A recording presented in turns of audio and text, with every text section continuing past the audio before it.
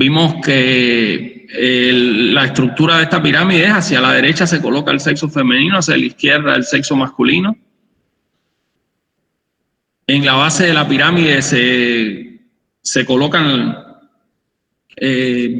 una fracción de la población numerada por grupo de población, y hacia en la zona, en la columna en sentido vertical, se presentan los intervalos de edades de 5 en 5.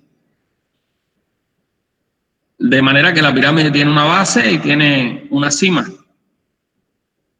En la base de la pirámide está el primer grupo de edad, que es de 0 a 4 años, y así sucesivamente los intervalos.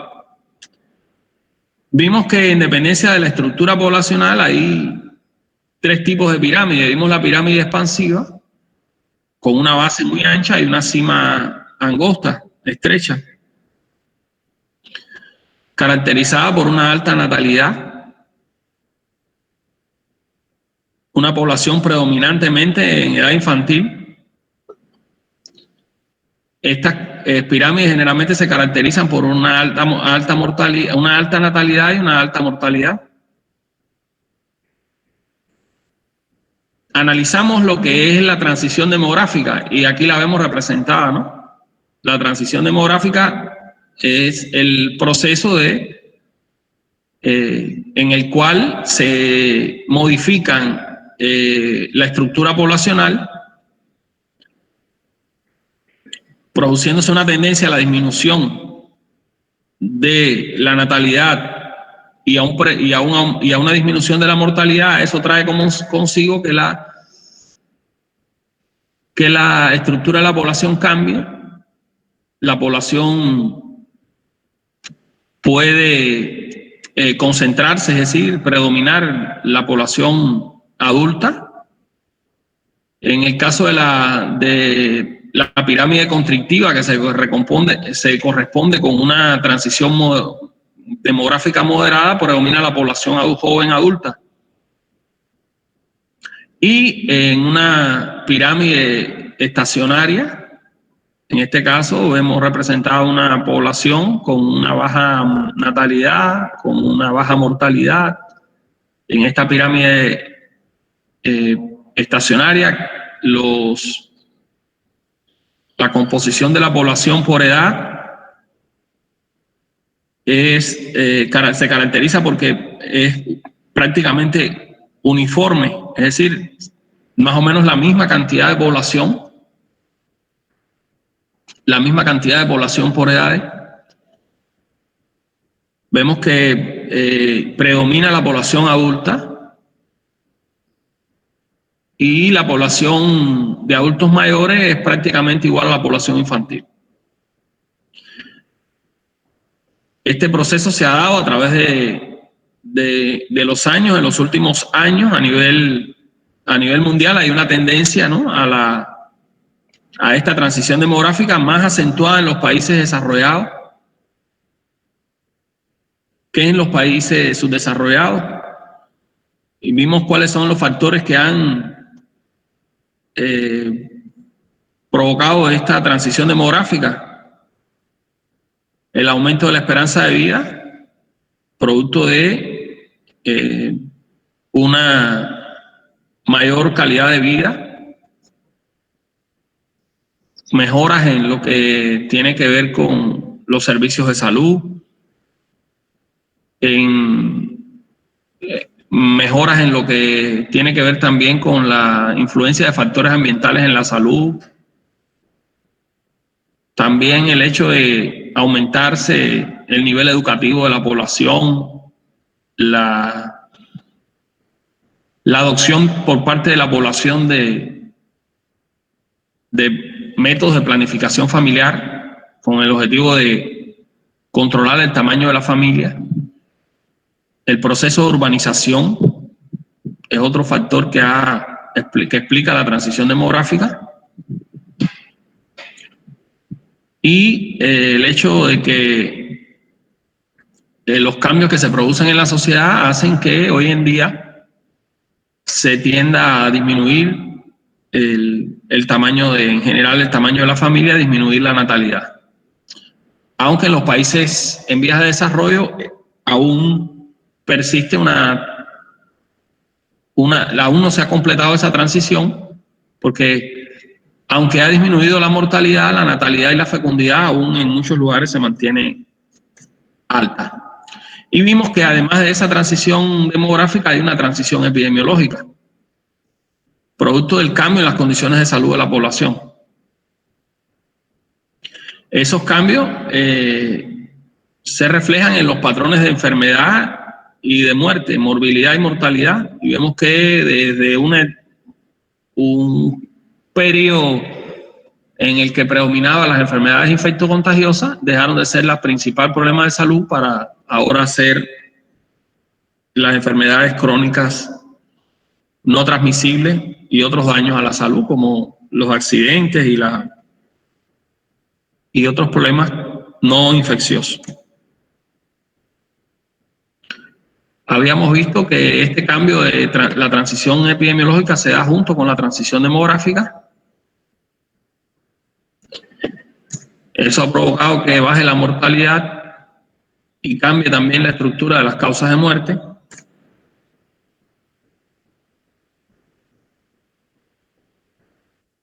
Vimos por qué disminuía la fecundidad, cuáles los elementos que hacían disminuir la fecundidad y entre ellos mencionábamos la baja mortalidad ahora a nivel materno-infantil. Eso contribuía a aumento de la esperanza de vida también al nacer. Entre los elementos fundamentales que han producido la transición epidemiológica, es decir, la disminución de la mortalidad, el aumento de la esperanza de vida, hay factores que dependen de los servicios de salud, como la disponibilidad de medios de tratamiento para las enfermedades infecciosas como antibióticos y vacunas, y también cambios a nivel ambiental, ¿no?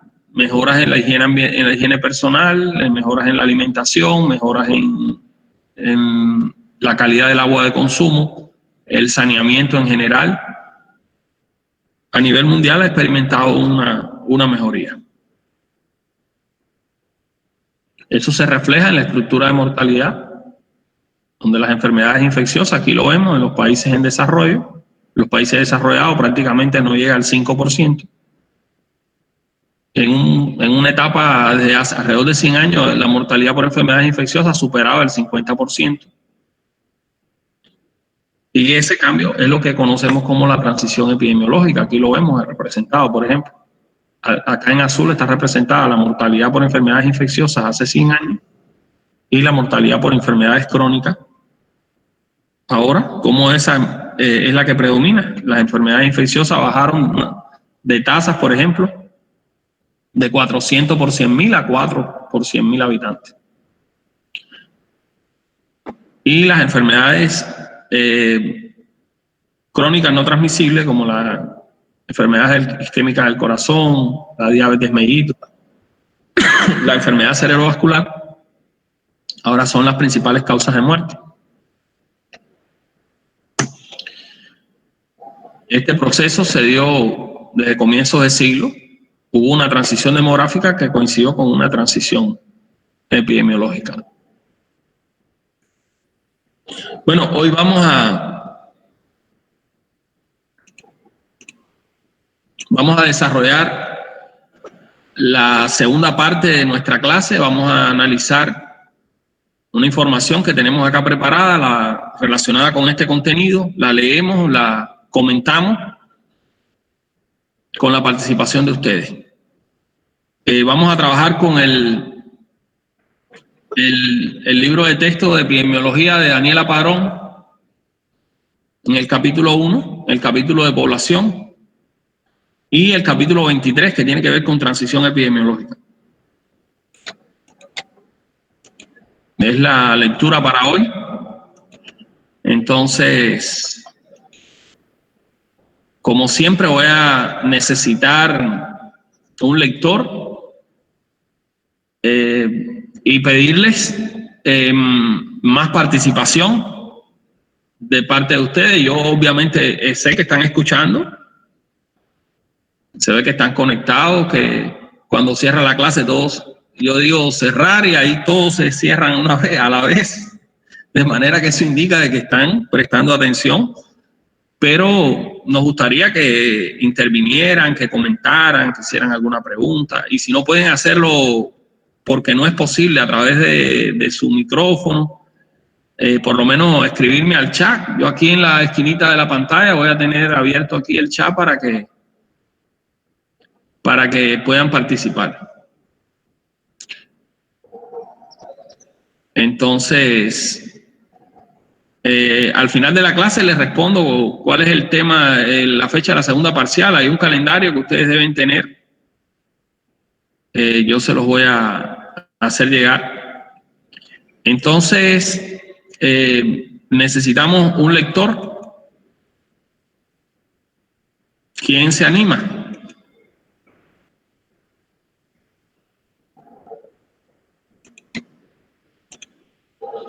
Un lector para hoy. Ederson, mi fiel amigo, gracias. Gracias por tu ayuda, Ederson. Aquí está la información. Comenzamos con los dos primeros párrafos. Sí.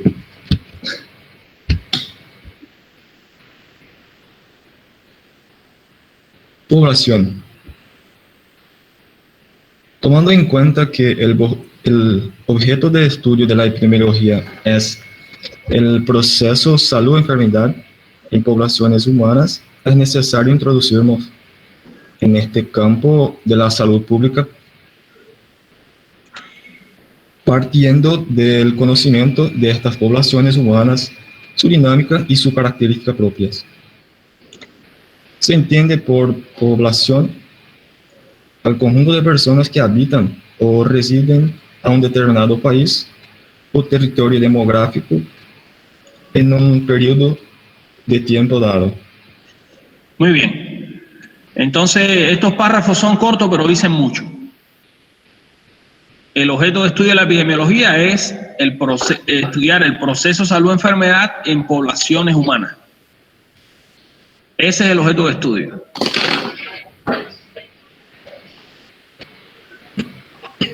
Es decir, no solo el individuo, sino la población como tal, es la unidad de análisis. Ese conocimiento se basa, por supuesto, en la estructura de la población, la dinámica y sus características propias. Tenemos que, para hacer epidemiología y salud pública, conocer la estructura de la población. Nuestro objeto de estudio tenemos que conocerlo bien. Es como cuando estudiamos anatomía del cuerpo humano, tenemos que conocerlo bien, porque ese es al detalle. Ese es el objetivo de esa disciplina. Bueno, en el caso de la epidemiología, el objetivo es la población. Entonces tenemos que conocerla bien. Además que es un proceso cambiante, por supuesto. Aquí está muy clara cuál es la definición de población. Hay dos elementos clave, son las personas que habitan o residen en un territorio determinado, en un tiempo dado. Es decir, ¿cuál es la población del estado Paraná o del estado o del departamento Alto Paraná de Paraguay en el año 2020?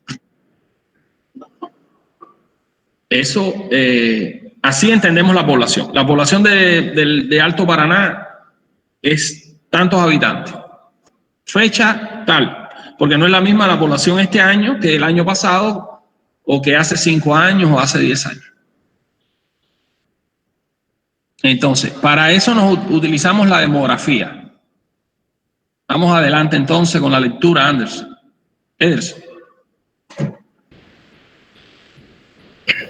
La demografía. La demografía es la disciplina que se encarga del estudio de las poblaciones humanas. Estudia todo referente al tamaño, distribución geográfica y composición de la población, los cambios que ocurren en ella su dinámica determinada por la natalidad, la mortalidad y los movimientos territoriales o migraciones, además de la movilidad social. Es decir, estudia lo que ocurre a los miembros de una población en dos dimensiones. Por un lado, la medición: cuántos individuos hay o son, cuántos nacen, cuáles son sus edades, cuántos trabajan y en qué, cuántos mueren. Y por otro lado, la explicación: por qué unas regiones reciben mayor inmigración, por qué unas áreas están más densamente pobladas que otras, por qué en ciertas regiones la población aumenta aceleradamente y en otras no, y por qué hay países en que sus habitantes viven mucho más años que en otros. Muy bien, entonces la demografía es la disciplina que se encarga de estudiar la población humana desde el punto de vista cuantitativo, su tamaño, distribución y composición. Los cambios que ocurren en ella, es decir, la dinámica de esa población, estudiando los factores que determinan esa dinámica, que son la natalidad, proceso que hace crecer la población, la mortalidad, que la hace disminuir, y los movimientos migratorios, que la aumentan o la disminuyen. También estudia lo que ocurre a los miembros de una población en dos dimensiones. Por un lado, la medición, es decir, cuantitativamente, ¿no? ¿Cuántos individuos hay? ¿Cuántos nacen? ¿Cuáles son sus edades? ¿Cuántos trabajan? ¿Cuántos mueren? Y también una explicación de por qué se dan esos procesos, pues. ¿Por qué migran? ¿Por qué unas áreas están más pobladas? ¿Por qué las personas viven más, viven menos? Eso entra del campo de la demografía, ¿no? Recuerden, hay autores que plantean que hay una demografía estática y una demografía dinámica, que se encarga de estudiar estos cambios y que son objeto también de interés de la epidemiología. Vamos a ver ahora qué características definen a una población. ¿Puedes continuar, eso? Sí.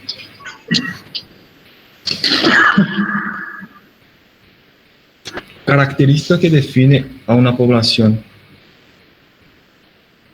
Las características que definen a una población son su tamaño o volumen, la distribución geográfica de sus habitantes y su composición o estructura, es decir, las características propias de sus integrantes. Tamaño o volumen se refiere al número de habitantes de una área en un momento determinado. El tamaño de una población está dado por un balance entre las personas que nacen, mueren, inmigran o emigran. Para conocer esto, es importante contar con registro adecuado de una población total y por una parte de los nacimientos, muertes y migraciones ocurridas en el periodo en el estudio.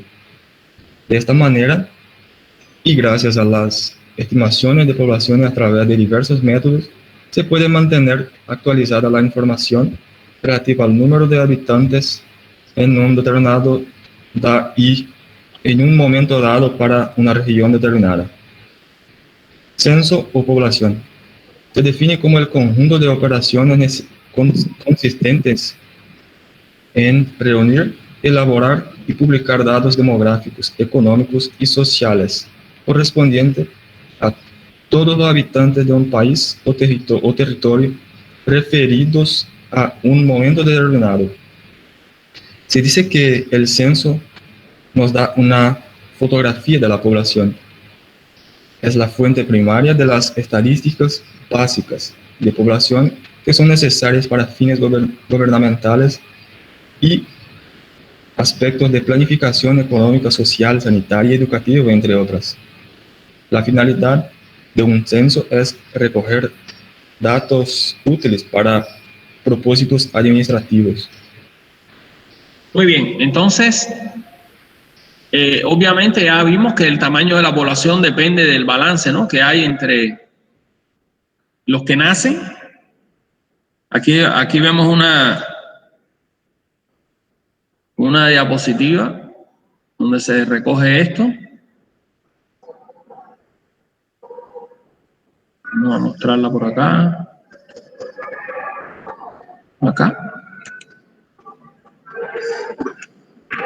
La población inicial que tenemos a inicio de año, al final de año, que la ha aumentado los nacimientos y la inmigración, que puede ser internamente en el país o una migración de extranjeros, por ejemplo.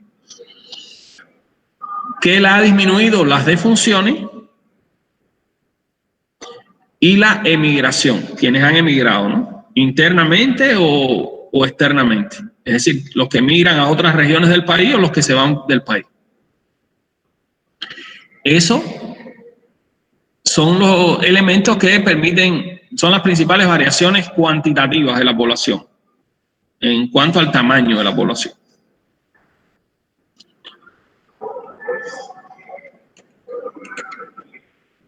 Ahora, en cuanto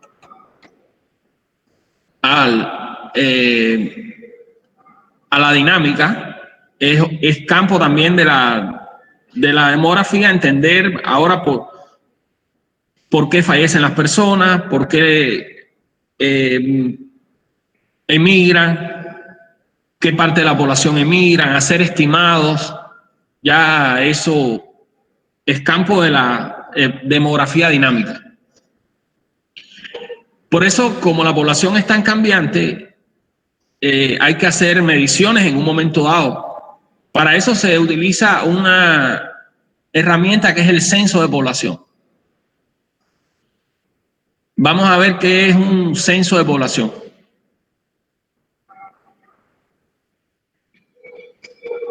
Y los tipos de censo que hay. Adelante, Ederson.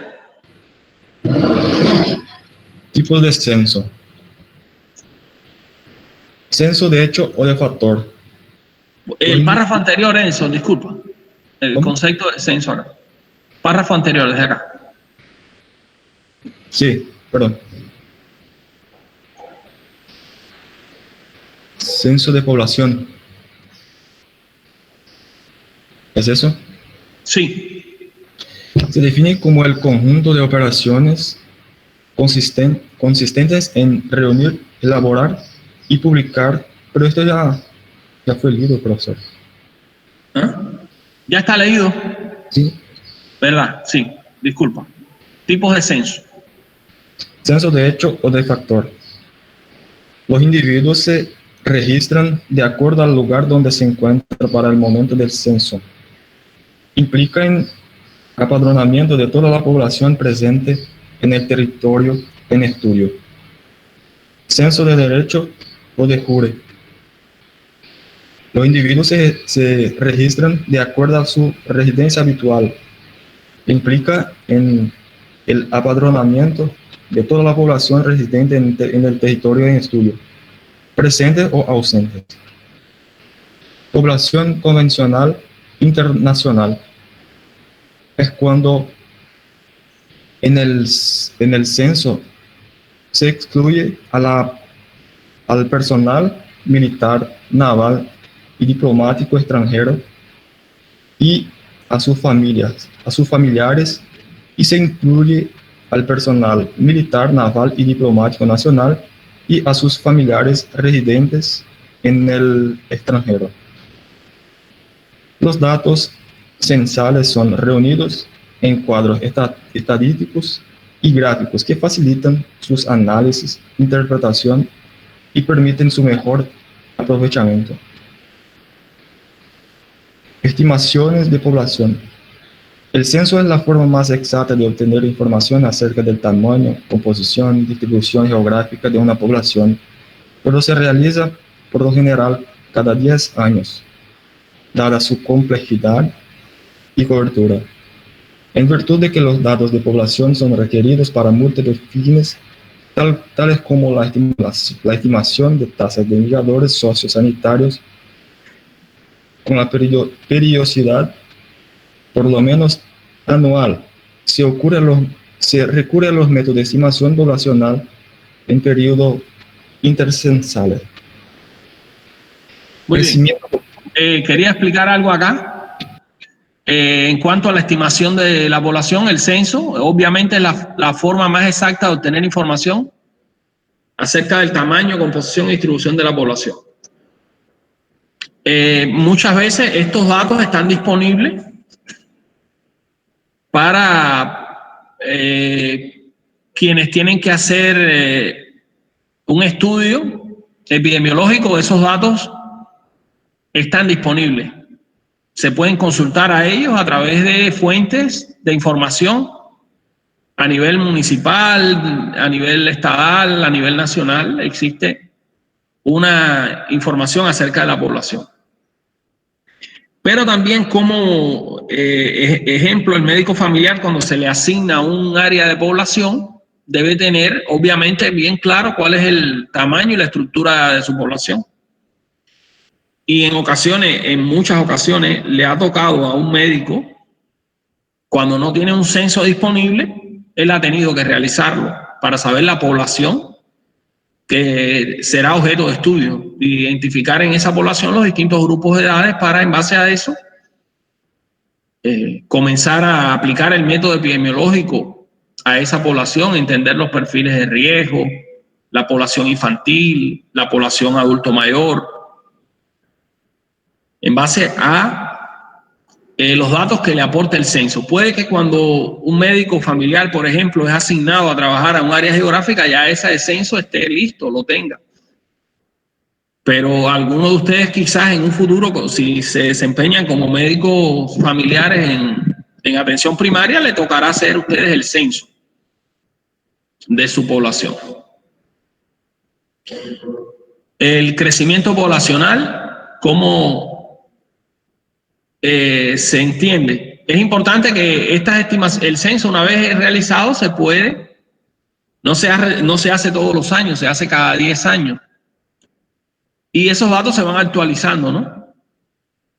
En esos periodos, registrando indicadores estadísticos. Se puede tener una estimación de la población. No es posible ni factible ni económico hacer un censo todos los años. Normalmente esto se hace en un país, otro varía, pero generalmente el periodo característico, los patrones según los conceptos de demografía establecen que se haga cada 10 años. Ahora, vamos a analizar en qué consiste el crecimiento poblacional y cómo lo entendemos. Adelante. Crecimiento poblacional. El crecimiento de una población está determinado por el exceso de nacimientos sobre las defunciones y de la inmigración sobre la emigración. Si todos estos datos se tienen el cálculo, es muy sencillo y es lo que se conoce como método natural o igualdad demográfica. Este método consiste en añadir la cifra del último censo, el aumento determinado por los nacimientos y la inmigración, y restar las pérdidas ocasionadas por las defunciones y la emigración, y así sucesivamente para cada año. Para conocer cuánto crece una población anualmente, se ha utilizado también la tasa de crecimiento vegetativo, la cual se calcula a partir de las tasas de natalidad y mortalidad. Esta tasa de crecimiento vegetativo es igual a tasa de natalidad menos tasa de mortalidad por 10. Esta tasa expresa en porcentaje cuánto crece o aumenta la población de un determinado país, territorio o área demográfica en un año. Pudiera darse de poblaciones en las que la tasa de mortalidad supera a la de natalidad. con lo que la tasa de crecimiento vegetativo resultará con signo negativo y su interpretación ya no sería cuánto creció o aumentó esa población en términos porcentuales, sino por el contrario, expresaría cuánto disminuyó o decreció. Entonces, muy bien, entonces, como decimos, como los censos no se hacen todos los años, tomando como referencia el último censo, entonces a partir de ahí se aumentan los nacimientos y la inmigración, es decir, las personas que se han incorporado a la población porque nacieron o porque inmigraron, vinieron a vivir a ese lugar, se suman a ese dato y se resta las personas que fallecieron y los que emigraron. Se hace así cada año y así se actualiza los datos demográficos de manera natural. A este se conoce como método natural o método de igualdad demográfica, que se hace una actualización del censo en base a estos parámetros. Hay un indicador importante en demografía que es la tasa de crecimiento vegetativo. Se calcula a partir de las tasas de natalidad y mortalidad. La tasa de natalidad menos la tasa de mortalidad en el numerador y en el denominador 10 nos va a expresar cuánto crece o aumenta la población en un determinado país o área geográfica en un año. Si el valor es positivo, entonces significará que la población aumentó. Y si el valor es negativo, indicaría que la población en general disminuyó o decreció. Eso es importante, crecimiento vegetativo. Vamos ahora a continuar el análisis analizando algunas teorías demográficas para después entender mejor lo que es la transición demográfica. Adelante. Teorías demográficas. Históricamente, los demógrafos han tratado de descubrir y explicar las leyes que rigen el crecimiento de las poblaciones humanas, por lo que se han desarrollado teorías al respecto. Así, Thomas Malthus, ya para 1798, advertía en su ensayo sobre el principio de población que debía frenarse el crecimiento demográfico, pues de lo contrario, gran parte de la población mundial viviría en la miseria debido a la escasez de alimentos.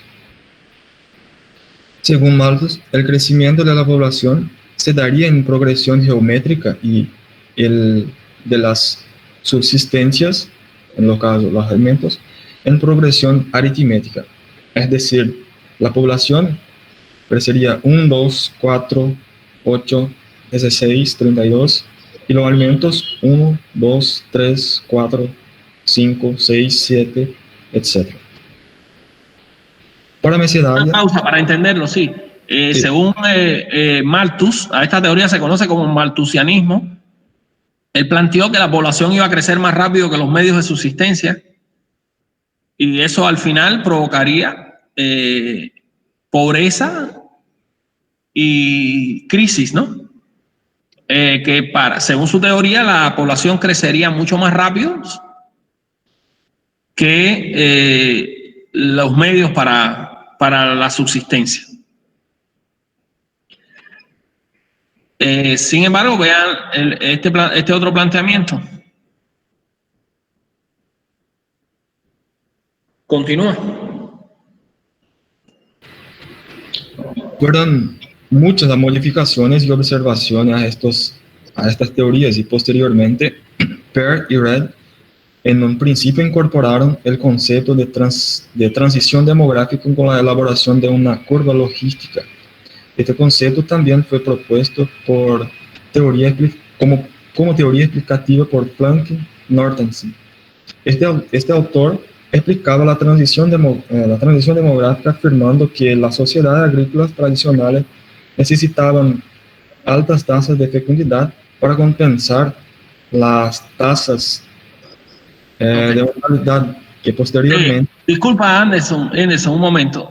Acá no leímos este postulado, ¿no? Que aquí plantea Mesadaglia. Es verdad. Sí. Perdón. Para Mesadaglia, tanto la población como las subsistencias siguen una progresión aritmética, pero la razón de incremento es mayor para la población. Así, la población 2, 4, 6, 8, 10, etc. Y los alimentos 2, 3, 4, 5, 6, 7, etc. Muy bien. Entonces, básicamente, los demógrafos les empezó a preocupar, ¿no?, el crecimiento de la población y veían con preocupación este punto, ¿no?, hasta qué punto con qué velocidad crecería la población y con qué velocidad crecerían los medios, ¿no?, de subsistencia. En un principio, obviamente, para entender la transición demográfica, las sociedades eran agrícolas. Cuando las sociedades eran agrícolas, se necesitaba fuerza de trabajo. Recuerdo un refrán que hay en mi tierra donde hace años se decía que la carencia obliga a tener hijos varones, porque los campesinos dependían de fuerza de trabajo manual, de que sus hijos le ayudaran en las labores agrícolas, porque ese era el sustento, ¿no?, de la familia. Y existía esa idea, ¿no?, de que la necesidad hace tener hijos varones. Cuando estaban en pobreza la familia, le nacía un hijo varón, un campesino, y él se alegraba muchísimo de eso. Si le nacía una hija hembra, no se alegraba, pero no tanto, porque la hembra no podía trabajar directamente en labores agrícolas. Pero ¿qué pasaba? Que en estas poblaciones rurales había una alta mortalidad, y entonces era una tremenda tragedia también cuando se le moría uno de sus hijos. Entonces tenía que ver el tema de la reproducción desde otro punto de vista, porque tenían que reproducirse para poder sostenerse, porque necesitaban hijos para que le ayudaran, ¿no? Pero hoy la sociedad cambió. Ya las cosas se ven desde otro punto de vista, ¿no? Ahora, los hijos, aquí se menciona, se ven más costosos y menos valiosos en términos económicos. Entonces, posteriormente, la urbanización. Vamos a continuar acá. Adelante. Transición demográfica. No, desde acá arriba, Erson, desde acá donde dice la urbanización. Sí. La urbanización, la educación y los cambios económicos y sociales concomitantes causaron una disminución de las tasas de mortalidad, particularmente la mortalidad en menores de un año, mortalidad infantil, y que las tasas de fecundidad comenzaron a disminuir a medida que los hijos pasaron a ser más costosos y menos valiosos en términos económicos. Transición demográfica. Esta teoría explica que el crecimiento de las poblaciones es una función que depende básicamente de las relaciones existentes entre los niveles de natalidad y mortalidad, más de que cualquier otro factor. Es un proceso largo y lento. Se caracteriza por 4 estadios o etapas en las que se interrelacionan la natalidad y la mortalidad. En un principio, las tasas elevadas de natalidad y mortalidad se compensan entre sí y el resultado es un crecimiento demográfico lento.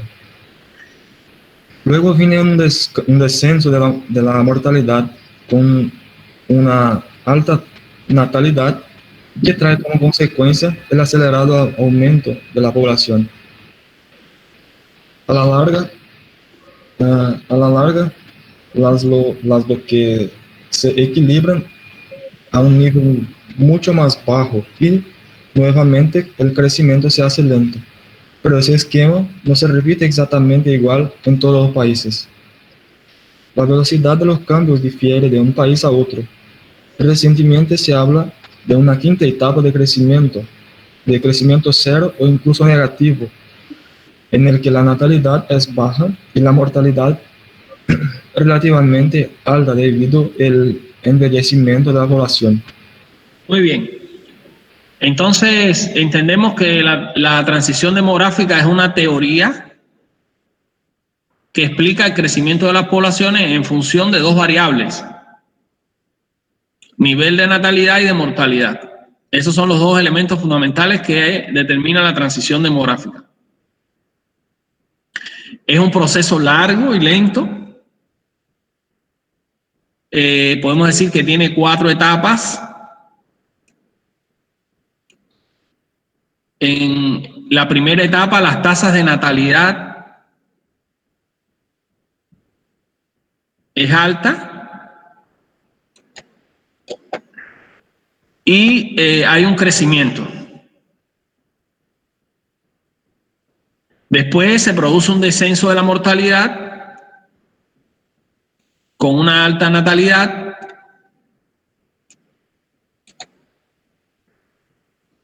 lo que acelera el aumento de la población, ¿no? Después, ambas se equilibran en un nivel más bajo y el crecimiento se hace lento. Aquí vimos una tabla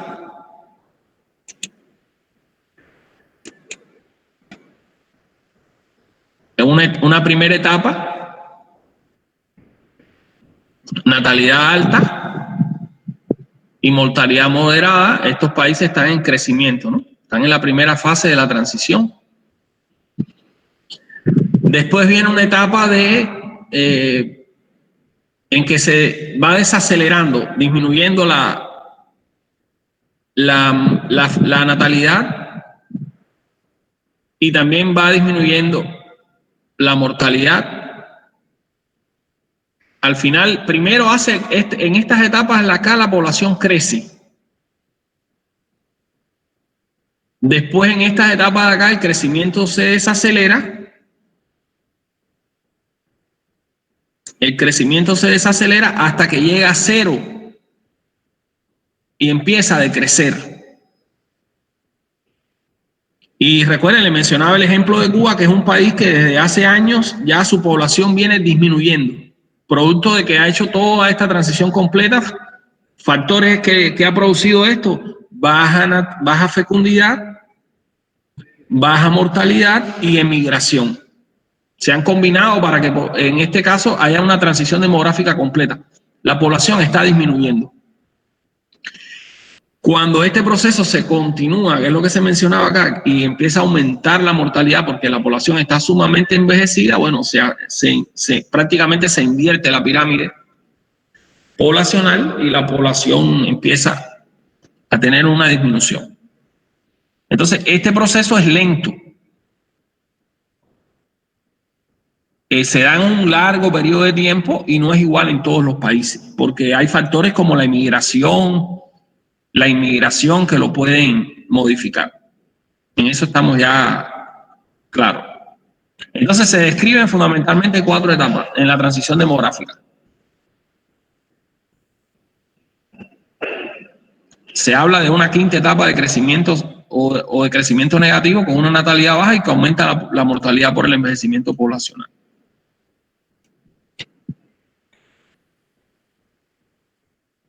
Aquí la vemos representada. Los distintos tipos de las etapas de la transición demográfica: incipiente, moderada, plena y avanzada. Esa es la clasificación que da este autor. Acá se menciona moderada, avanzada, moderada, rezagada, moderada, avanzada, muy avanzada y completa. Ahí sabemos que hay distintas clasificaciones a la hora de definir científicamente un proceso, ¿no?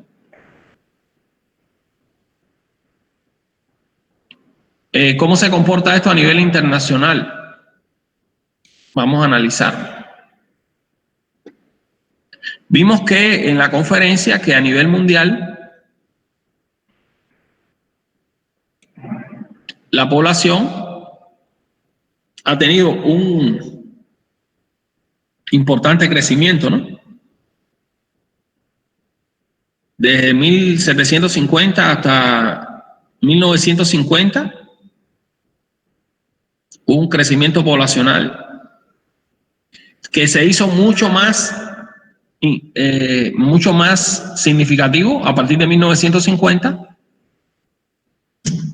En 100 años se calcula que de 3.000 millones de habitantes llegará a 9.000 millones de habitantes la población. Y después ese crecimiento debería comenzar según estimaciones, a desacelerarse.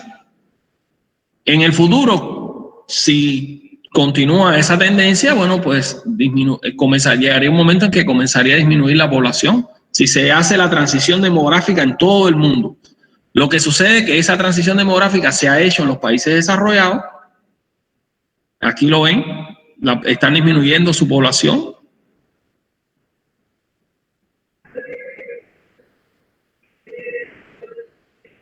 Y en los países desarrollados aún no hacen esta transición demográfica de la misma manera que los países desarrollados.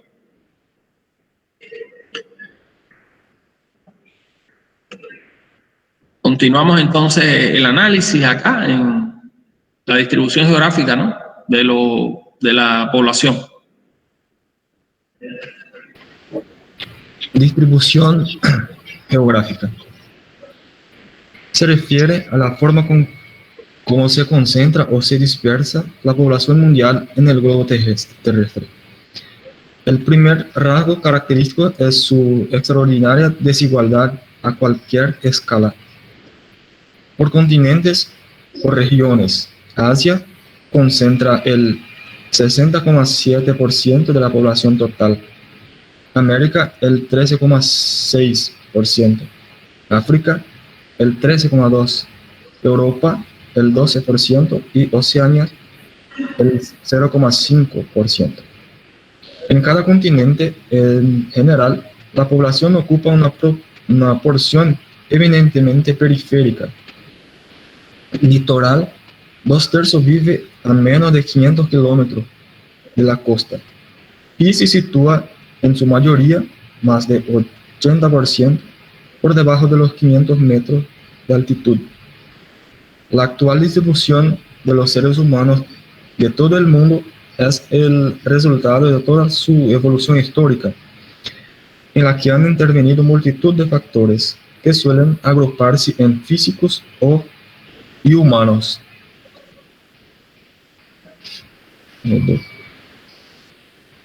¿Puedes continuar?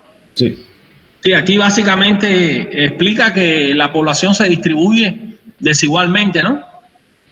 La mayor concentración de población está en Asia.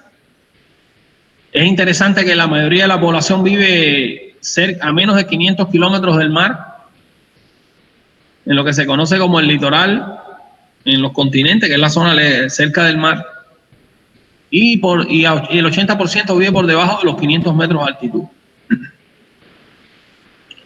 La distribución de las poblaciones humanas depende de factores físicos y humanos. Veamos cuáles son los físicos. Los factores físicos ejercen una gran influencia en la distribución de la población. Así, los grandes vacíos demográficos se sitúan en zonas hostiles desde el punto de vista físico, pero su condicionamiento disminuye conforme aumenta el nivel tecnológico del hombre y su nivel de desarrollo económico. Entre los factores físicos podemos destacar el clima, el relieve o la naturaleza de los suelos. Los factores humanos son lo más importante y son a su vez el resultado de un proceso de toma de decisiones a lo largo de la historia sobre el modo más racional de aprovecharse del medio natural o de superar sus inconvenientes. Entre estos factores humanos o históricos destacan los económicos y técnicos, los sociales, los políticos y los culturales.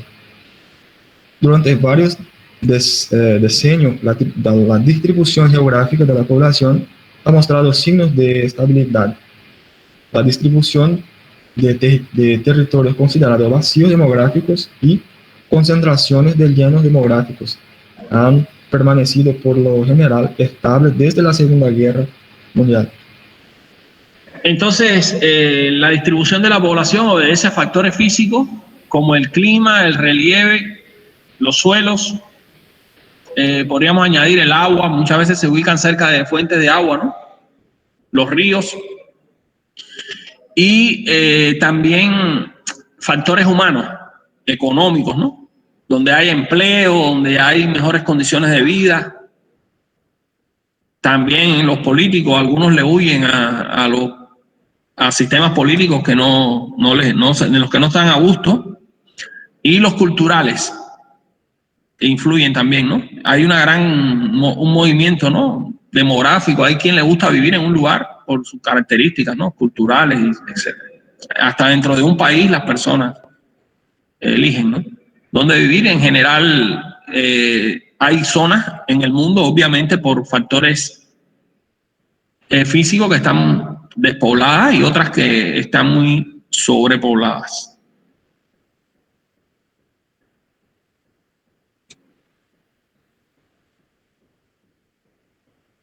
Otro factor importante es la densidad poblacional. Adelante.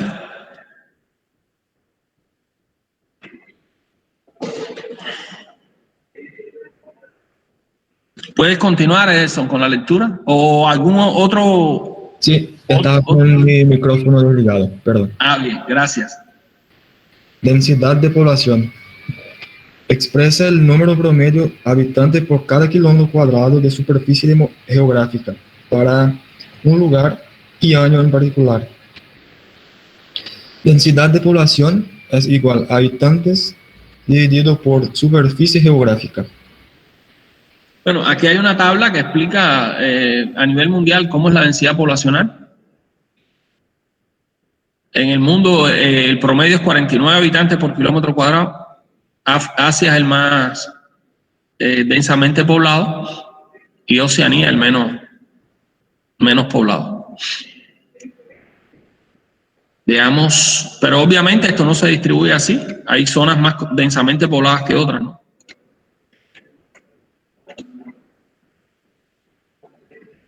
Población rural, población urbana. No es sencillo en ocasiones establecer con precisión la línea divisoria entre lo rural y lo urbano. Para esto, los países se han basado en ciertos criterios que contribuyen a establecer esta dicotomía. Criterio demográfico. Se considera en general rurales aquellas poblaciones menores que 2.500 habitantes. Este criterio varía entre los países. Por ejemplo, para India y Japón, menos de 5.000 habitantes. Para Dinamarca, menos de 250 habitantes. Criterio administrativo. Se dice que una población es urbana si es sede del gobierno o administración pública local, municipal o estatal. Criterio social. Se considera urbana si funciona un cierto número de servicios públicos como un alumbrado, agua potable, educación, transporte, comunicación, servicios de salud, más complejos, culturales y etc. Criterio económico. Desde el punto de vista de la actividad económica, las poblaciones urbanas se ocupan principalmente de actividades secundarias, industrias y actividades terciarias, comercio y servicio. Y las rurales se ocupan de actividades primarias, cultivo, cría, pesca, extracción forestal y mineral. En general, las zonas urbanas se corresponden con ciertas características propias de los centros más poblados, y mientras mayor es la densidad de población, la fisonomía del medio urbano se va condicionado a características propias de ese crecimiento. Así vemos que existen formas de urbanismo planificado y otras en lo que los procesos de urbanización se han dado de manera desorganizada debido a muchos factores, entre los que se cuenta la migración masiva del medio rural hacia la ciudad en busca de mayores oportunidades de trabajo y educación principalmente. La disposición y estructura de las viviendas también presenta marcada diferencia entre las zonas rurales y las urbanas. Y en las rurales, la adaptación a las características propias de cada región, como clima, altitud y los recursos propios del medio, marcan la diferencia de las formas de construcción típicas de las viviendas entre regiones rurales y en diferentes contextos. Composición o estructura de la población. Se refiere al aspecto de la distribución de los individuos de una determinada población según las características o atributos que poseen. Estas características resultan muy importantes para efectos de planificación, ejecución, evaluación de programas sociosanitarios y estimación de indicadores. La composición por edad, sexo, estado civil, nivel socioeconómico, nivel educativo y ocupación, entre otras. Pirámide de población es el gráfico usado en demografía para representar la distribución por sexo y por edades de una población. En el eje vertical se disponen los grupos etarios, por lo general de 5 años cada uno, ubicándose hacia la base los grupos de menor edad y en el sentido hacia el vértice los de mayor edad.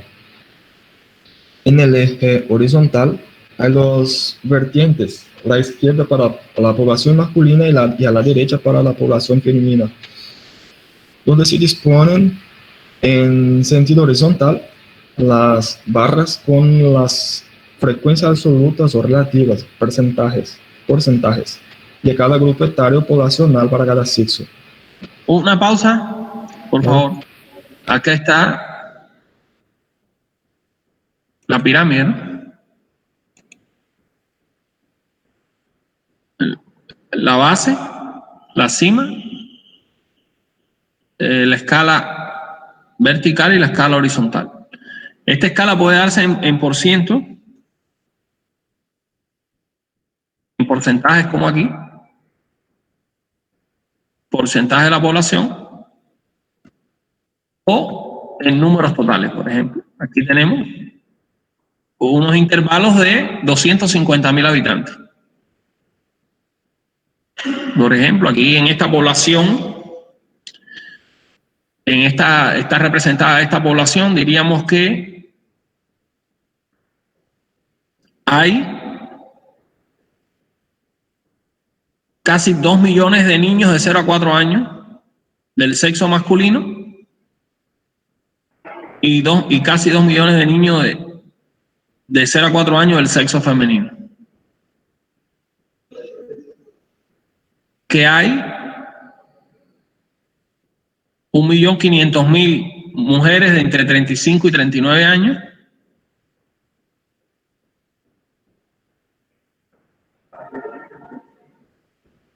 Aquí lo está. Y hay menos hay apenas 1.200.000 hombres de 35 a 39 años. Por ejemplo, ¿no? Que varía, ¿no? La composición por edad y aquí por sexo.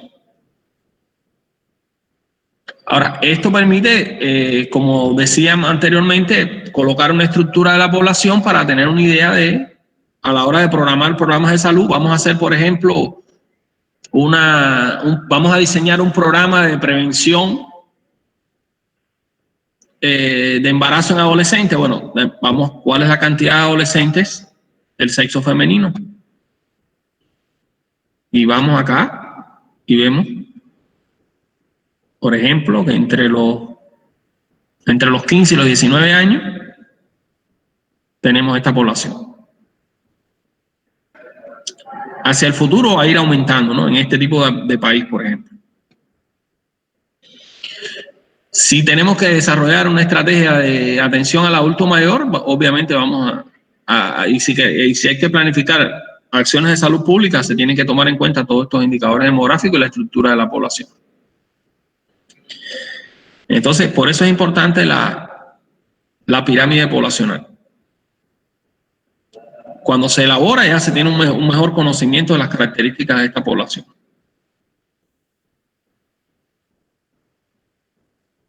Estas pirámides son variables, ¿no? Entre regiones y países, las pirámides de base ancha ya lo vimos en países en desarrollo. Y las pirámides de cima más ancha en los países desarrollados.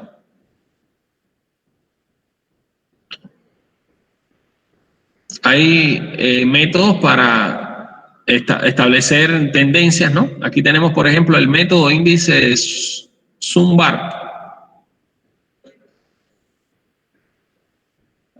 Vamos a leer a ver en qué consiste. Adelante. El método o índice de Sunbar toma como base el grupo de 15 a 50 años, el cual en la mayoría de los países representa el 50% de la población. Y a partir de este grupo se relacionan los porcentajes de los otros dos grupos poblacionales. Cuando el grupo de menores de 15 supera el de los mayores de 50, se dice que la población es de carácter progresivo, expansivo o en desarrollo. Cuando ambos grupos se igualan o tienden a igualarse, se dice que la población es estacionaria, y cuando el porcentaje de mayores de 50 años se supera el porcentaje de los menores de 15 años, se dice que la población es regresiva. Población económicamente activa y población económicamente pasiva. Se considera población económicamente activa al grupo de población comprendido entre las personas de 15 a 60 años, y la población económicamente pasiva al grupo de menores de 15 y mayores de 60. Estos grupos etarios pueden variar de un país a otro. Por ejemplo, en España se considera de 15 a 65 años la económicamente activa. La población económicamente pasiva, a su vez, se divide en transitoria, que son los menores de 15 años que luego pasaron a formar parte del grupo económicamente activo y representan la población de relevo para su grupo productivo. Y los mayores de 60 o 65 años son los considerados población económicamente pasiva definida. La dinámica de estos grupos poblacionales es muy importante para la economía y desarrollo de los países. Hay un indicador utilizado en economía que es el índice de dependencia o razón de dependencia, que relaciona a la población económicamente activa con los dos grupos de población económicamente pasiva, y son el índice de dependencia total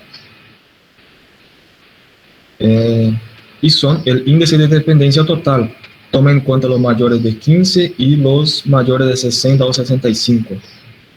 Índice de dependencia juvenil, menores de 15, y el índice de dependencia senil, que los mayores de 60 o 65 años. Se calculan dividiendo cada grupo de la población económicamente pasiva y el total entre la población económicamente activa. Composición o distribución de la población por sexo. Las poblaciones humanas son muy estables desde el punto de vista de la distribución proporcional por sexo. Ambos grupos se mantienen más o menos equilibrados durante toda la vida, con un ligero predominio de las mujeres hacia las últimas edades o grupos etarios. Las variaciones más importantes en cuanto a la distribución por sexo dependen fundamentalmente del comportamiento de la natalidad, la mortalidad y las migraciones. En aquellos países en guerra y con altos índices de violencia, así como los de emigración elevada, pueden aparecer especies de escotaduras o muescas en los grupos poblacionales masculinos de la pirámide poblacional. En los grupos etarios correspondientes a las edades productivas, ya que estos fenómenos afectan principalmente a este grupo poblacional. Para el análisis de la distribución por sexo de la población, se utiliza el coeficiente de masculinidad, que refleja la población de varones para cada 6 mujeres. También se estudia la distribución de la población según estado civil, ocupación, etnicidad, nivel educativo, etc. Pues estas variables tienen repercusión importante en el comportamiento de la natalidad, la morbilidad y la mortalidad, es decir, en la dinámica propia de cada grupo poblacional. Importancia de las estadísticas de población en salud pública. En la planificación de los programas sanitarios, ya que permiten conocer el número de habitantes que han de servirse con determinado programa de salud.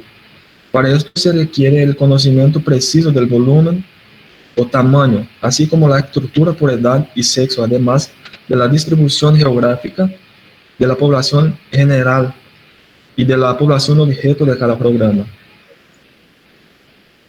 En epidemiología es fundamental el uso de las estadísticas y datos de población para la estimación de las tasas, que son los indicadores que permiten conocer la probabilidad que ocurren los diferentes eventos de salud en las poblaciones susceptibles de que estos eventos ocurran. La población total por edad y por sexo representarán los denominadores necesarios para el cálculo de todas estas tasas, siempre referidas a un lugar y tiempo determinado. En la evaluación de los programas de salud, ya que la relación entre la población servida y aquella que se planificó servir, cubierta del programa, es un índice valioso que nos permite conocer hasta qué punto se realizó lo que se planificó, es decir, permite evaluar los programas y establecer correctivos. Muy bien, entonces ya vimos que es muy importante la demografía. Es muy importante la demografía para la epidemiología y para la salud pública. Tenemos que conocer la población, tenemos que entender su dinámica, sus cambios, su crecimiento, su decrecimiento, el cambio que tiene desde el punto de vista de la dinámica poblacional por edades, de la estructura de la población por edades. Otros indicadores demográficos importantes son el nivel de empleo, el nivel educativo, el acceso a determinados servicios. Y a la hora de establecer programas de salud es importante, ¿no?, saber, para logísticamente tener una idea de las características y el alcance de estos programas, planificar los servicios sanitarios. Necesitamos conocer la cantidad de población para ver los recursos humanos, materiales y financieros que hay que emplear. A la hora de diseñar en salud pública un servicio, debemos tomar en cuenta estos indicadores. Y a la hora de evaluar estos programas, debemos tener también un conocimiento claro de la población para indicar las tasas de prevención de las enfermedades, las tasas de que indican mejoras o empeoramiento en el estado de salud de la población.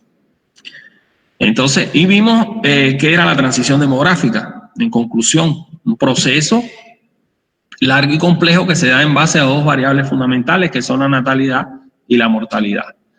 Que esta transición comienza a partir de que empieza a disminuir o a desacelerarse la tasa de natalidad y cuando empieza a disminuir la tasa de mortalidad. Eso trae consigo primero un crecimiento de la población y después un decrecimiento de la población. Esta transición demográfica es muy importante porque ha afectado las condiciones de salud de la población y también ha influido en la transición epidemiológica. Vemos que no solo nos interesa el tamaño de la población, sino su ubicación geográfica. En la transición demográfica, estas variables son también importantes. Ahora vamos a la segunda transición, que es la transición epidemiológica, que es el objeto de nuestra clase. Para eso vamos al capítulo 23.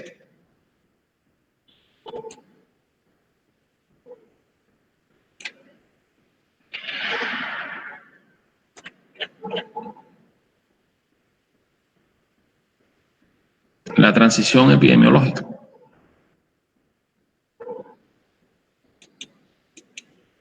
Ya vimos que era la transición demográfica, vimos los cambios que ocurren en la población, en su demografía.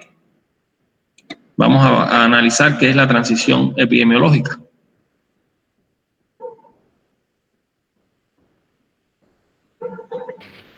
Podemos continuar con la lectura, amigo Anderson. Ok.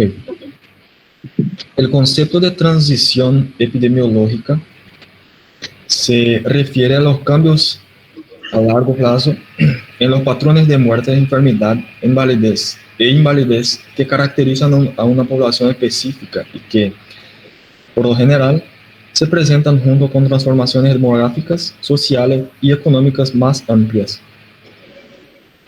Es un concepto dinámico que implica cambio, y los cambios se dan en una dirección predominantemente que resumen a continuación.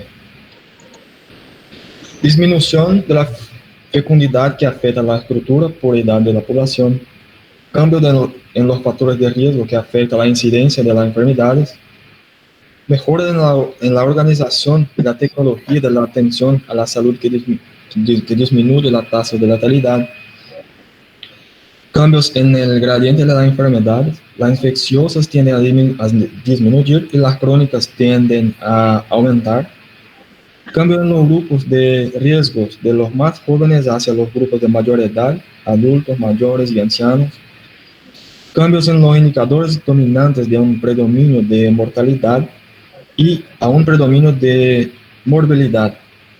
Muy bien, entonces aquí ya tenemos un concepto de transición epidemiológica, cambios a largo plazo en los patrones de muerte, enfermedad e invalidez que afectan a una población específica y que por lo general se presenta junto con transformaciones demográficas, sociales y económicas. ¿Cuáles son esos cambios? Bueno, disminución de la fecundidad, cambio en los factores de riesgo, mejoras en la organización y tecnología de la atención a la salud, que disminuye la mortalidad y la letalidad de las enfermedades, las enfermedades infecciosas disminuyen y las crónicas aumentan, los grupos de riesgo van de los más jóvenes hacia los de mayor edad,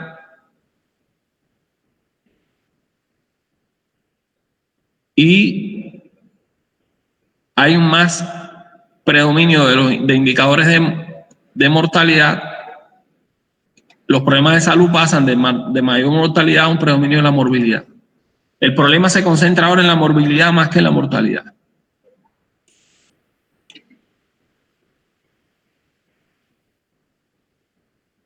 Ahora, en la transición epidemiológica, además de la transición demográfica, hay una transición en la atención, los servicios de atención a la salud. Continuamos la lectura, Anders. En la transición epidemiológica están implícitas la transición demográfica y la transición en la atención a la salud. En cuanto al gradiente de enfermedades, la transición epidemiológica implica un cambio en una dirección predominante de enfermedad infecciosa asociada a carencias primarias como nutrición, agua, condiciones de vivienda, hacia un predominio de enfermedades crónicas y degenerativas, lesiones y padecimientos mentales. Todo esto relacionado con factores genéticos, estilo de vida y con carencias secundarias como, por ejemplo, seguridad personal o ambiental, afecto u oportunidades para la plena realización de la potencialidad individual. La conexión básica entre la transición demográfica y la epidemiológica la observamos en lo que respecta al comportamiento de la mortalidad y de la fecundidad. El descenso inicial de la mortalidad se concentra selectivamente en las causas de muerte de tipo infeccioso y tiende a beneficiar a los grupos de edad más jóvenes, en los que las infecciones son más frecuentes y graves.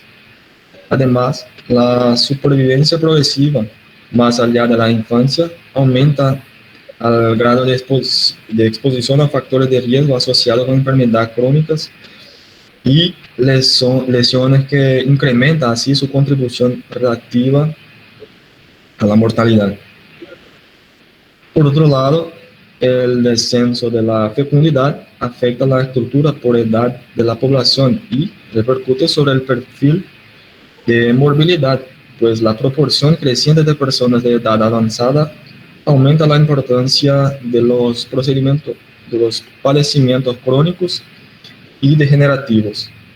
Hay así una importante transición o cambio en la medida que la carga principal de muertes y sobre todo enfermedades se desplaza de los grupos más jóvenes a los de edad más avanzada. Los indicadores dominantes cambian en el sentido de un desplazamiento evidente de la mortalidad del primer plano de las condiciones de salud y su sustitución por la morbilidad como fuerza predominante. En el proceso de transición, el significado de la enfermedad sufre una transformación radical de ser un proceso agudo que con gran frecuencia termina en la muerte. Que con gran frecuencia termina en la muerte. La enfermedad se convierte en un estado crónico que mucha gente, en su mayoría de edad avanzada, sufre durante largos periodos de su vida. Así, de manera paradójica, se combina con morbilidad descendiente con una morbilidad creciente. Una pausa, Ederson, por favor. Vamos a explicarlo acá.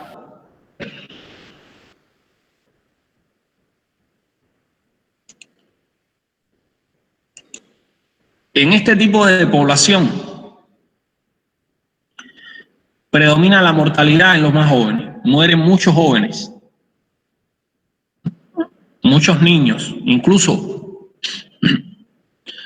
en este tipo de poblaciones la mayor mortalidad está en niños.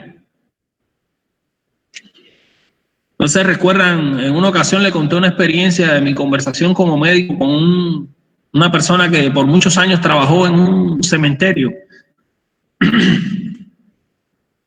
Y él decía que antes enterraba muchos niños y ahora cada vez menos.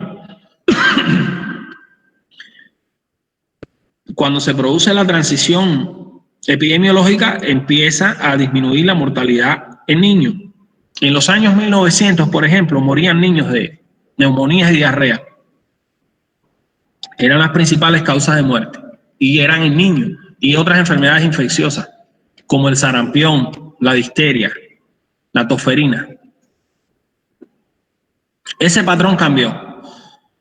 Esos niños sobrevivieron y llegaron a la edad adulta. Ahora, el problema está que, unido a este factor de mejora en la calidad de la atención, disminuye la natalidad y se acentúa la transición. Ahora, el problema de salud cambió. Antes lo característico era una enfermedad que provocaba la muerte. Ahora es muchas enfermedades que no provocan la muerte, muchos pacientes que están demandando servicios de salud, que no mueren y que hay que seguir atendiendo. Entonces la morbilidad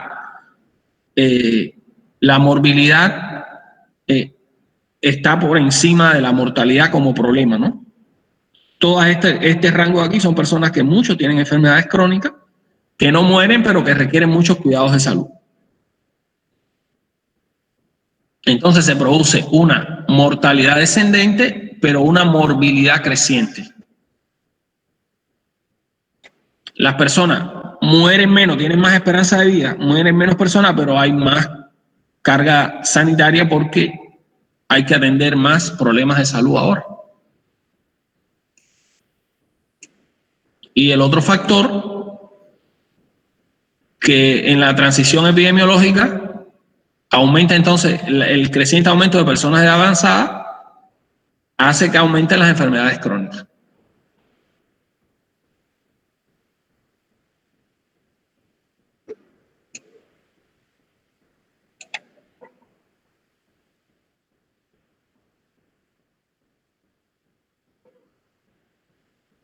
Ahora, este comportamiento es variable también, ¿no? En los países desarrollados se da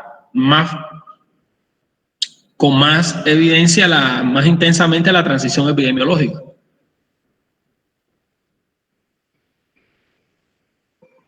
Veamos cómo entendemos esto, ¿no? A nivel internacional. Adelante, Ederson. Sí. Aun cuando esta es la tendencia general, particularmente en los países desarrollados, existen marcadas diferencias entre los países y al interior de estos. En muchos países en desarrollo existe la creencia de que los cambios implicados en la transición epidemiológica son un signo de progreso, pero esto debería ser considerado un objeto de una profunda reflexión por parte de los gobiernos y planificadores sanitarios, porque si bien posponer la muerte es algo positivo, es muy cuestionable de los procedimientos degenerativos. Los accidentes o los hechos violentos representan una forma de morir más civilizada que las enfermedades infecciosas. El reto para los países en desarrollo será superar las condiciones de rezagos de salud representadas por aquellas enfermedades y problemas sanitarios que debían estar ya superadas y controladas, como por ejemplo muchas de las enfermedades infecciosas y la desnutrición, pero no repetir los patrones patológicos de los países desarrollados. Muchas de las situaciones emergentes en la transición epidemiológica no pueden considerarse signos de progreso, sino más bien modos de industrialización, urbanización y consumo masivo, que se traducen en múltiples riesgos que representan un capítulo importante en el quehacer de la epidemiología contemporánea. Riesgos representados, por ejemplo, por la contaminación de aire, agua, suelos, riesgos laborales, sedentarismo, consumo de sustancia nociva, alcohol, tabaco, droga, hábitos de alimentación poco saludables, estrés, entre otros. Prácticamente es todo asociado a la compleja red causal de las enfermedades crónicas prevalentes. Muy interesante aquí lo que plantea la autora, ¿no? Que si bien posponer la muerte es algo positivo, no podemos decir que, por ejemplo, morirnos de diabetes y con los pies amputados sea una manera civilizada de morir, ¿no? Por supuesto que vamos a morir, es inevitable. No tenemos cómo librarnos de la muerte, pero lo ideal es que la persona tenga más calidad de vida, aun cuando tenga una enfermedad crónica, es inevitable, ¿no? Porque no es lo mismo llegar a ser diabético y quedar ciego y amputado que morir con una diabetes controlada, con la visión y conservando las partes de nuestro cuerpo, por supuesto. No es lo mismo tener una cardiopatía isquémica y morir con una insuficiencia cardíaca descompensada que no se pudo controlar a tener estas enfermedades de manera controlada, ¿no? Entonces ahí está el reto por ejemplo, los países en desarrollo, como los países de nuestra región, que ya han superado el reto de las enfermedades infecciosas, pero ahora tienen que superar el reto de las enfermedades crónicas, de que no haya niveles tan altos de enfermedades crónicas mal tratadas, mal controladas, ¿no? Que afectan la calidad de vida de la población. ¿Por qué el tema de la enfermedad crónica es tan importante? Vamos a analizarlo ahora en la transición epidemiológica. Enfermedades crónicas. La enfermedad crónica se ha definido como todo impedimento o desviación de lo normal generado por un trastorno orgánico funcional que obligue a una modificación del medio de vida del paciente y que ha persistido o es probable que persista en el tiempo. Además, estas enfermedades se caracterizan también por ser permanentes, dejar discapacidad residual, producir alteración orgánica irreversible, requerir de servicios de rehabilitación, requerir de supervisión y cuidado, por lo tanto, de adiestramiento especial del paciente y la familia, tener un bajo nivel de recuperación. Se presentan... Muy bien, muy bien. Muy interesante esta definición de enfermedad crónica. Esto es un concepto de enfermedad crónica. Es un impedimento, desviación de lo normal, ¿no? Acuérdense que enfermedad es cuando se altera la homeostasis o el equilibrio del organismo. Son producidas por un trastorno, puede ser orgánico o funcional. Orgánico cuando lo que falla es un órgano. Fisiopatológicamente hay una lesión patológicamente dada de un órgano. O funcional cuando no hay una lesión orgánica, pero hay un trastorno en el funcionamiento. Como las enfermedades, por ejemplo, de tipo psicosomáticas, ¿no? Donde las alteraciones psicológicas son muy importantes. Estas enfermedades crónicas, por lo general, obligan a una modificación del estilo de vida del paciente. Es decir, el paciente tiene que, por ejemplo, si adquirió una hipertensión arterial o una diabetes o una cardiopatía isquémica, tiene que modificar su estilo de vida, su alimentación. Si es sedentario, tiene que modificar el sedentarismo. Si está obeso, tiene que modificarlo. Estas enfermedades se caracterizan por ser permanentes, no se curan, dejan discapacidad. Las alteraciones orgánicas que producen son irreversibles. Requieren servicios de rehabilitación y cuidados y adiestramiento especial por parte del paciente y la familia. Y tienen un bajo nivel de recuperación. Todo esto es muy diferente a lo que es una enfermedad aguda que se presenta en corto tiempo y que puede curarse sin dejar trastornos, sin dejar discapacidad, muchas veces, la mayoría de las veces. En el caso de las enfermedades crónicas tienen esta connotación. Se pueden presentar en todas las etapas de la vida, pero son más frecuentes en los adultos y en los ancianos. Estas enfermedades sufren frecuentes recaídas. Están bien y vuelven a descompensarse, mejoran y vuelven a recaer.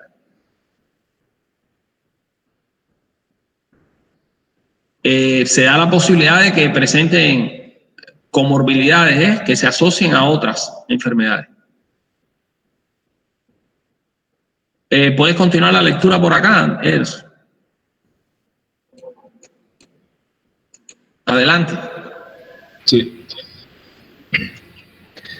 Por su larga evolución, se da la posibilidad de que se presente la comorbidad, que es la ocurrencia simultánea, pasajera o permanente, de otro cuadro clínico o enfermedad con la enfermedad in sí, que influyen en su evolución y pronóstico.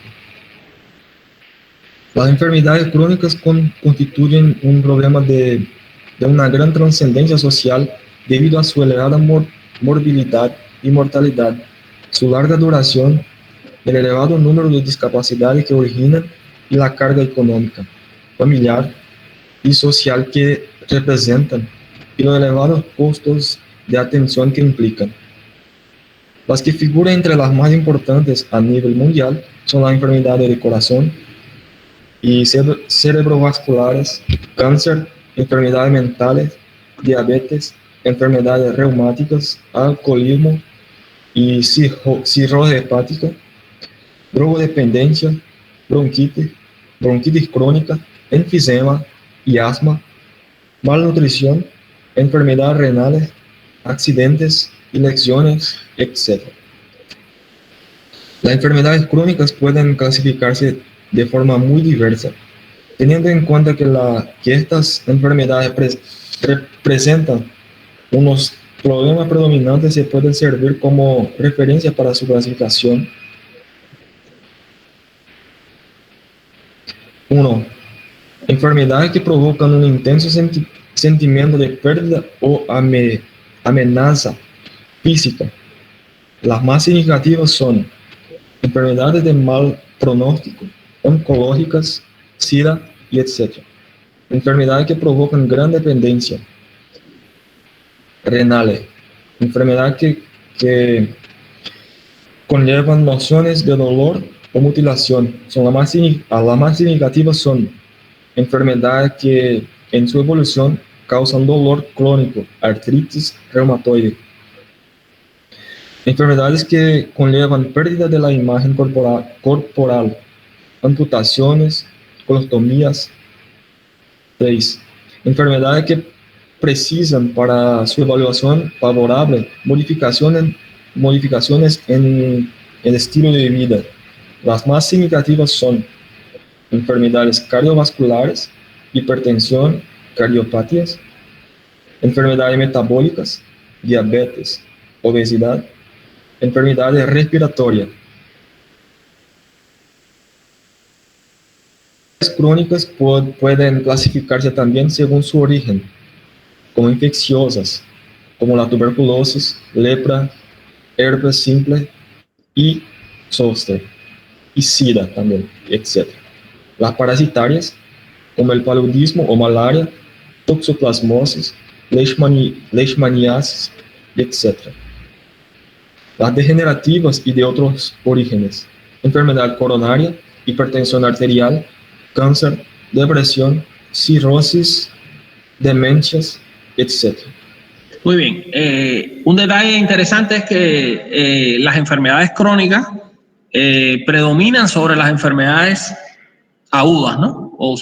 Y que las enfermedades crónicas básicamente son, la mayoría, no infecciosas. Pero es interesante que hay enfermedades infecciosas que ahora tienen un curso crónico, que son las más predominantes, las más prevalentes. Por ejemplo, tuberculosis, lepra, herpes zóster, SIDA. Son infecciones, pero más prevalentes, ¿no? Que otras infecciones agudas que eran no tenían tendencia a hacerse crónicas, ¿no? como por ejemplo la malaria, el paludismo, la toxoplasmosis, ahora son enfermedades que tienen un curso crónico, a pesar de ser infecciosas. Y también influyen mucho en el cuadro de salud hoy en día. Si comparáramos la relación entre las enfermedades agudas y las enfermedades crónicas y sus aspectos, algunos aspectos, vamos a analizarlo, vamos a leer por acá.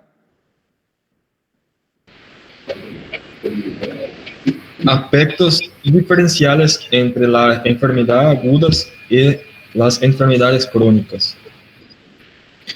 Las diferencias entre enfermedades agudas y crónicas han sido aceptadas en base a tres aspectos principales.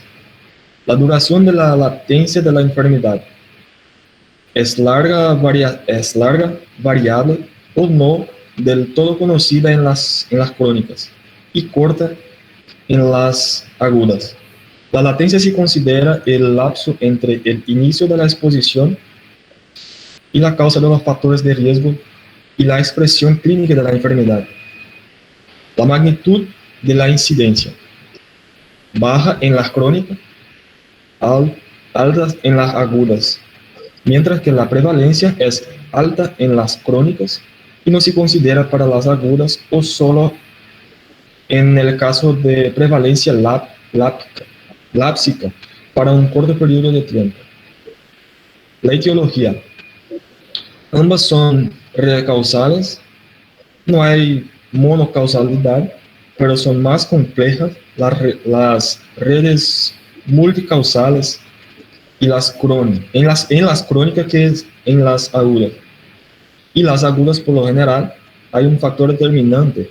En las crónicas, muchos de los factores condicionantes o determinantes no están claros y los conocidos por lo general se potencian entre sí. El impacto en la morbimortalidad, las crónicas tienen un mayor impacto en la morbimortalidad de los países desarrollados, mientras que las agudas aún tienen un importante impacto en la morbimortalidad de los países en desarrollo, con un incremento gradual considerable de las crónicas. Vamos a dejarlo ahí. Entonces, tenemos que en esta transición epidemiológica, estuvimos analizando por acá, como resumen, hablando un poquito ahora de la transición epidemiológica, está relacionada con dos elementos fundamentales que son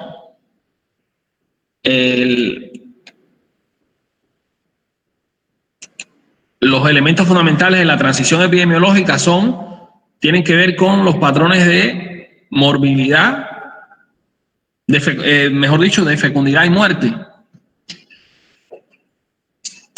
Que esta transición epidemiológica se da en paralelo con la transición demográfica junto con ella. Son dos procesos que están unidos, entrelazados, que son procesos largos y duraderos en darse. Que esto no se haya tenido igual, no se ha realizado esta transición igual en todos los países, se ha dado con más énfasis en los países desarrollados y en los países en vías de desarrollo se está dando también en algunos a mayor nivel que en otros. Por ejemplo, en Brasil se da con más énfasis la transición demográfica, lo analizamos en la clase anterior. Se ha producido rápidamente una disminución de la natalidad, una disminución de la mortalidad. Hay una transición demográfica en fase avanzada y también se ha dado la transición epidemiológica. El cuadro de salud lo determina las enfermedades crónicas degenerativas y se ha logrado avances en la prevención de enfermedades infecciosas. Eso cambia los patrones de mortalidad. Habíamos visto que también hay un cambio en los factores de riesgo. Los tres mecanismos fundamentales de la transición epidemiológica, recuerden: disminución de la natalidad, disminución de la mortalidad y cambios en los factores de riesgo. Aparecen más la influencia de factores de riesgo. ¿Qué factores de riesgo? Los fundamentales, los que tienen que ver con el estilo de vida. Hábito de fumar, sedentarismo, obesidad, hipertensión arterial.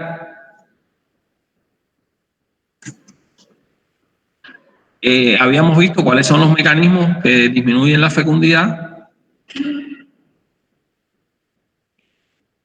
Y los cambios en los factores de riesgo se relacionan con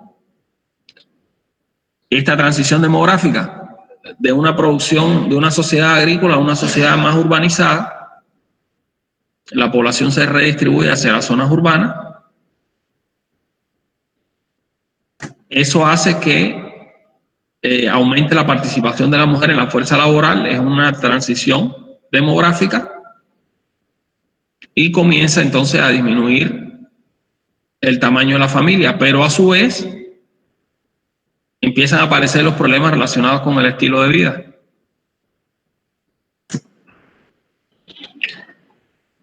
Como mejoran las condiciones de vida, de nutrición, las condiciones de vivienda, eso aumenta la calidad de vida, aumenta la esperanza de vida, pero está entrelazado también con la disminución de la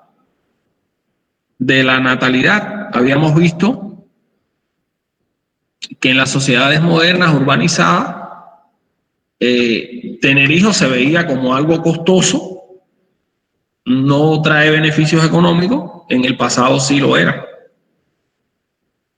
Unido al desarrollo de tecnología para la prevención de embarazos, la planificación familiar, entonces eso ha contribuido a la disminución de la natalidad también. Y también ha aumentado la urbanización en la ciudad, ha aumentado también otros problemas como los accidentes de tránsito y de trabajo y los problemas de violencia e inseguridad.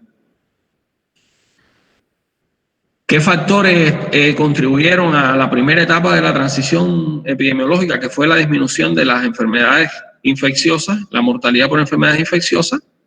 Bueno, la aparición de vacunas, antibióticos y cambios desde el punto de vista de los factores determinantes de la salud a nivel ambiental, mejor acceso a un agua de más calidad, saneamiento, mejoras en la alimentación.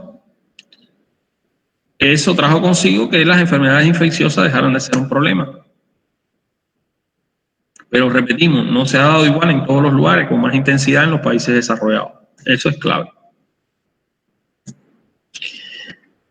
Si queremos, bueno, acá recordamos que las enfermedades que han dominado el cuadro de las enfermedades crónicas en esta transición son las enfermedades cardiovasculares, la diabetes mellitus, las enfermedades cerebrovasculares, el cáncer y enfermedades respiratorias crónicas como la enfermedad pulmonar obstructiva crónica y el enfisema pulmonar.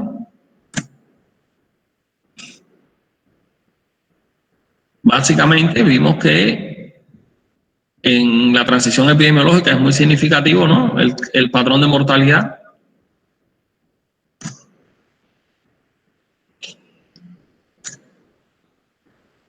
Esa transición epidemiológica ha provocado una transición en salud. Los sistemas de salud ahora se enfrentan a retos que tienen que ver con nueva demanda de servicios y prestaciones de salud para dar atención a esa cantidad importante de problemas de salud relacionados con las enfermedades crónicas.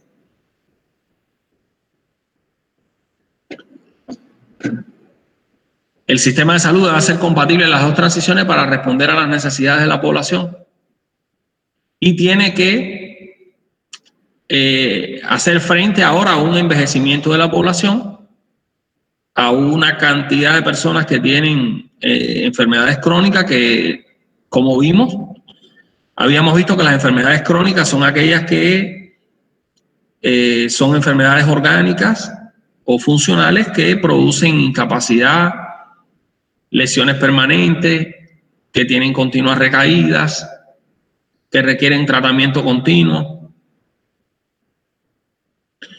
Los sistemas de salud entonces tienen que adecuarse a la existencia de estas enfermedades crónicas. Pero como hemos visto desde el principio, en lo que tenía que ver con en el primer análisis que hicimos en la primera unidad sobre los servicios de salud, los servicios de atención a la salud, y en la unidad número 2, el proceso salud-enfermedad, dependía no solo de nosotros los médicos, sino depende de toda la sociedad, y entonces ahí es que es necesario la participación de la sociedad para que se logre vencer el reto creciente que implican las enfermedades crónicas en esta transición demográfica.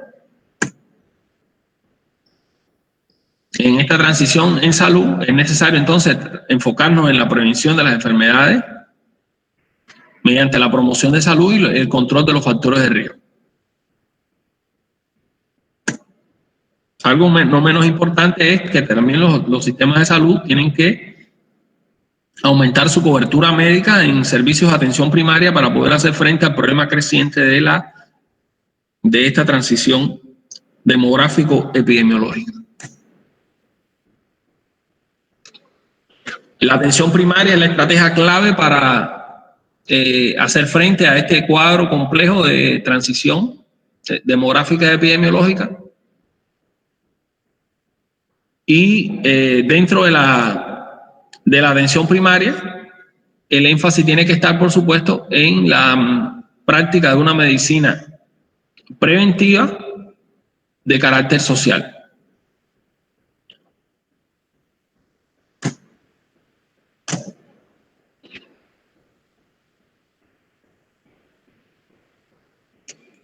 Entonces, hasta aquí el contenido de esta unidad 3 lo hemos desarrollado en una sola clase.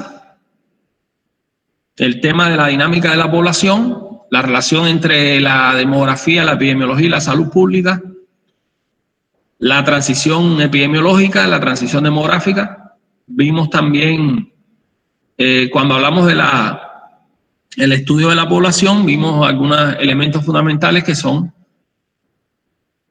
las estadísticas poblacionales de natalidad, mortalidad, la pirámide poblacional.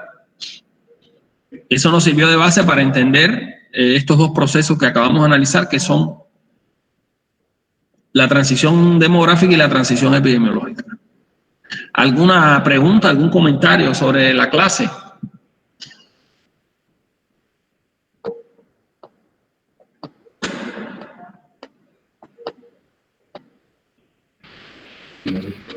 Creo que no, profesor. No, muy bien.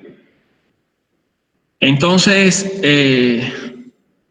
si no hay preguntas o comentarios, pueden comenzar entonces a reportarse su asistencia por el chat para cerrar la clase.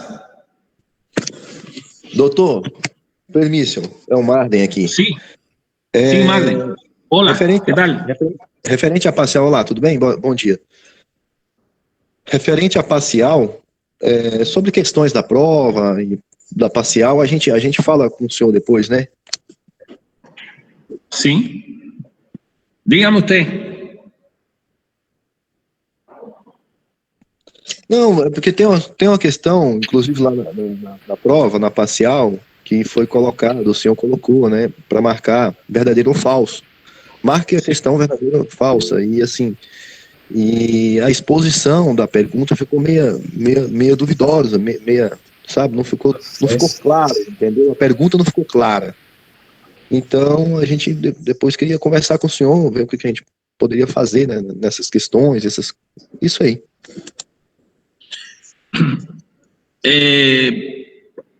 Hay una pregunta en particular que no sé por qué razón yo la introduje de una forma en el sistema y el sistema cambió la opción, la posición del verdadero y el falso. Era una pregunta relacionada con... O sistema faz não, doutor. O sistema é perfeito, bom demais. O sistema não faz um trem desse nunca. ¿A qué pregunta en particular tú te refieres? ¿A las de verdadero o falso? Isso. ¿A cuál de ellas? ¿A todas, a las 5 o a una en particular? Doutor, não, na minha prova caiu só 4. Na minha prova caiu 4, verdadeiro ou falso. Podemos repasarlas, revisarlas. Vamos a revisarlas. Não, doutor, agora não pode não. Doutor, ainda tem gente fazendo a prova. ¿Todavía están haciendo la prueba? Sim, a prova ainda está aberta, ainda para ser feita, até hoje até às 23 horas. Então é o seguinte, depois do fechamento, na próxima aula, a gente pode revisar, sim, caso o senhor queira, porque ficou ¿Usted ya la hizo? ¿Usted ya la hizo? Eu não entendi o que o senhor falou, não, essa palavra não. ¿Ya tú hiciste tu examen, Marlon? Eu já fiz o meu exame. Só que o exame...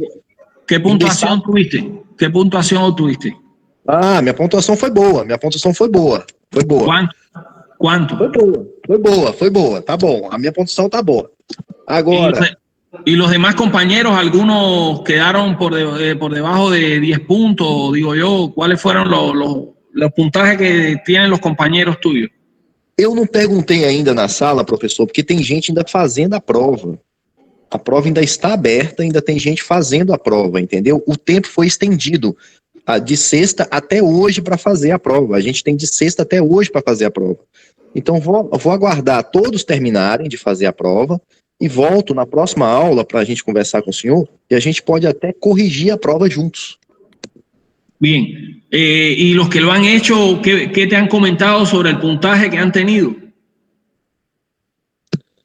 Doutor, tá assim, o pessoal ficou um pouco na dúvida em algumas questões. É isso que eu tô querendo aclarar com o senhor, entendeu? Referente a essas questões, por exemplo, de verdadeiro ou falso. Doctor. ¿Entendeu? Sí. Así, la pregunta para marcar verdadero o falso, vos poniste así, puso un enunciado y después le pidió marque el verdadero o falso y solo tenía dos alternativas, una que era verdadero y otra que era falso, obvio. Sí. Pero el enunciado de la pregunta no está claro. Debió decir selecciona el verdadero. Sí, el enunciado no está claro para que nosotros pudiésemos elegir cuál alternativa podría marcar, si la verdadera o si la falsa, porque tendría duplo sentido, que podría marcar cualquier una de la verdadera o falso, que ambas estarían correctas, cierto. Entiendo. Y había el enunciado entonces debió decir selecciona el verdadero o selecciona el falso. Exacto. Pero eso lo corregimos. Exacto, eso es el que no tenía en la prueba, no puso así, selecciona el verdadero o selecciona el falso. Y si solo marque el verdadero o falso, o sea, podríamos marcar ambas. Sí, comprendo. Ya comprendo cuál es la preocupación. Pero también reconozco que algunos colegas tuvieron acceso a su teléfono particular y vos explicaste que era para marcar las verdaderas. Tanto sí. así que yo creo que todos deberían hacerlo, sí también. Ajá. Seleccionar el verdadero. Profe, fue el tema que hablé con vos el viernes, ¿te acuerdas? Sí. Que te envié un mensaje preguntando si tendríamos que seleccionar lo que es verdadero o lo que es falso. Sí. Era seleccionar el verdadero, sí. Sim, entendi. Doutor, e outra coisa, eu não sei se foi passado para o senhor, nós tivemos um pequeno problema no semestre passado, que não pode, eu não sei, hoje não pode mais corrigir, porque ainda tem gente fazendo a prova, né? E depois que terminar também não sei se pode corrigir. Então não pode mexer na prova enquanto há tempo hábil, entendeu? Porque senão muda a nota de todo mundo. Entendeu? No, repíteme, más despacio, que no te entendí. Dime. Deixa eu tentar o espanhol. Sí, sí. Não se pode. Fale devagar. Não se pode mexer ou trabalhar na prova agora, você, porque se fizer isto, muda toda a nota de nós outros, entendeu? Sí, sí, no, claro, por supuesto. Sí. Só não pode mexer na nota, não, na prova, porque senão mexe a nota de todo mundo e aí vira uma bagunça. Pero el sistema, cuando haces la prueba, al final te da la nota. Sim. Isso mesmo. Dá a nota sim. Muy bien. Na próxima aula, se der, professor, a gente corrige a prova, beleza? Sí, corregimos la prueba en la próxima aula, bien. De acuerdo. Gracias. Sí. Los que aún no se han reportado, por favor, repórtense y cerramos entonces la clase.